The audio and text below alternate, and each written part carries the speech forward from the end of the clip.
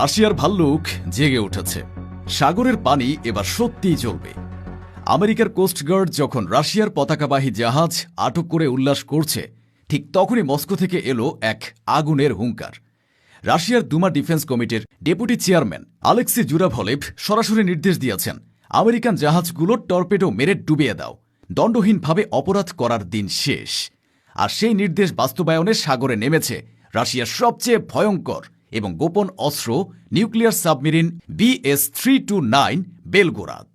এর পেটে আছে 6টি পসাইডন